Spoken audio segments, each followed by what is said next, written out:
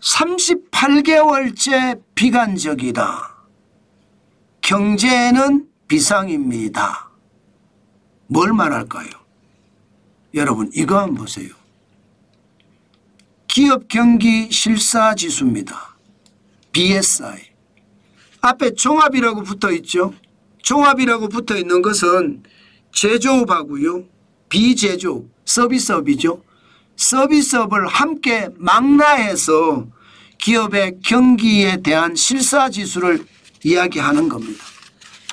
이게 놀라운 것은 여러분 2025년 5월에도요 86.4까지 떨어졌습니다. 야, 이거 굉장히 충격적인 숫자거든요. 여러분들이 보시면 아시지만 이 그래프에서 보시면요 2022년 5월을 보면 2022년 5월 지금 현재까지 보면 그렇거든요. 그때 이후로 2022년 5월이니까 최악이에요. 그때 이후로 지금 86.4니까 계속 마이너스 100이 기준치인데 100에 비해서 떨어졌다는 거예요. 지금 실질적으로 보면 2022년 4월에 99.1이었죠. 그때부터 38개월 연속 기준치 하회했다. 이 정도면 여러분 경기가 굉장히 심각한 겁니다. 일반적으로 말입니다. 코로나19의 위기면 2020년 3월이 84.4고요. 4월이 59.3, 6월이 68.9예요. 그러나 1년이 채 안 돼서 말입니다. 2021년 3월에 109.2까지 올라갔습니다. 109.2. 다시 말해서 1년이 안 돼서 V자 반등을 했다는 뜻이잖아요. 그런데 지금은요 38개월입니다. 38개월이면 3년이 넘는 숫자입니다. 3년이. 그죠? 36개월이면 3년인데 38개월이면 3년하고도 2달이나 더 100 아래에서 헤매고 있다는 뜻인가요? 다시 말해서 급격하게 떨어졌다가 회복되는 것보다가 서서히 무너지는 거 이게 더 아프거든요. 때려도 말입니다. 야구방망이로 한 대 뻥 하고 맞으면 그냥 그때만 아프고 마는데 회초리로 계속 때려보세요. 오히려 그게 훨씬 더 아픕니다. 그만큼 말입니다. 경제가 저성장의 깊이가 계속 깊어지면서 나빠지는 것은 문제라는 겁니다. 특히 말입니다. 이 지표를 발표하는 데가 한국경제인협회입니다. 대기업이에요. 매출 상위 600대 대기업을 중심으로 조사한 겁니다. 대기업이 이렇게까지 나쁘면 중소기업은 어떻게 될까요? 매출 상위 600대 기업 밑으로 매출 하위 600대 기업 밑으로 여기는 보면 어떻게 될까요? 더 어렵게 되겠죠.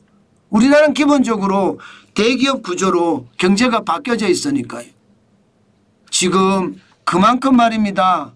그만큼 우리 경제는요.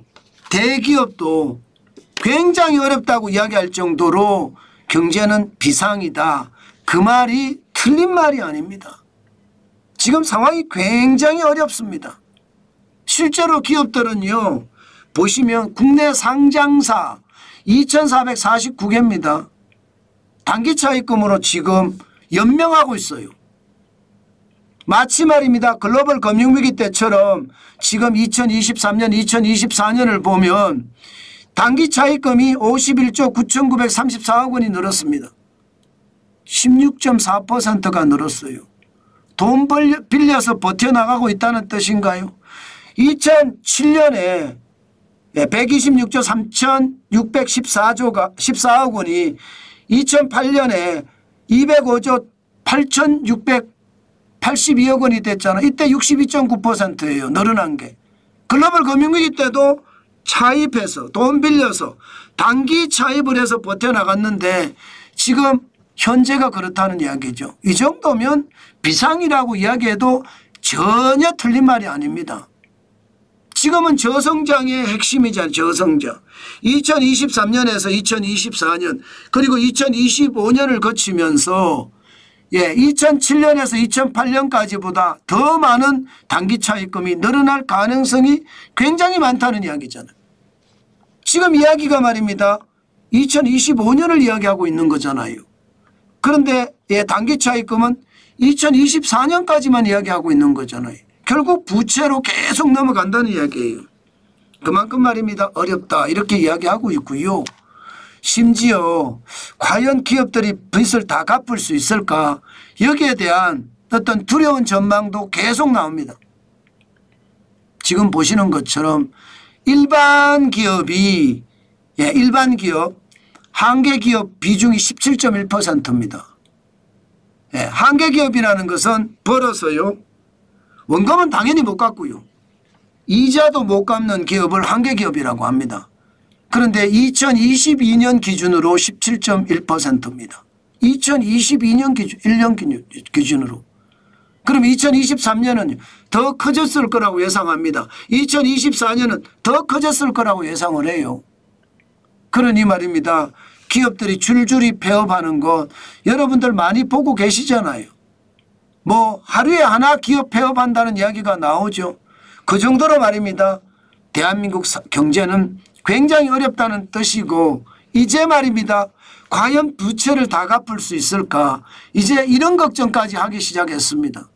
보시는 것처럼 기업 부채도 2734조입니다. 2734조면 GDP라는 게 우리 국내 GDP를 말하거든요. 우리나라 국민이 생산하는 총액보다 적어도 20%가량 많습니다. 2734조 원이니까. 그러면 여러분 기업의 부채가 이 정도예요. 안 그래도 가계부채도 많잖아요. 가계부채도 GDP 대비하면 거의 90% 100% 육박 왔다 갔다 하거든요. 그러면 가계부채도 많아. 기업부채도 많아. 그러면 가계부채가 적어야 소비를 하는데 소비를 못하면 기업은 생산은 점점 더 더뎌지는 거고 그러면 경제는 더 어렵게 된다는 건 현실이잖아요. 지금 그런 일이 지금 우리 곁에서 벌어지고 있다 이렇게 생각을 하면 틀리지 않습니다. 그만큼 대기업조차도 경기 부진이 계속 이어진다는 것 그것이 현실이 되고 있다는 것 여러분들에게 말씀을 드렸습니다. 참 쉽지 않지요. 지표가 좋아지는 지표가 안 나와요. 좋아지는 지표가 나오면 저는 여러분들에게 그 즉시 뉴스 속보 브리핑으로 제가 말씀을 드릴 텐데 좋아지는 지표가 안 나옵니다. 그래서 더 어렵다, 더 힘들어진다 이 말을 하는 겁니다.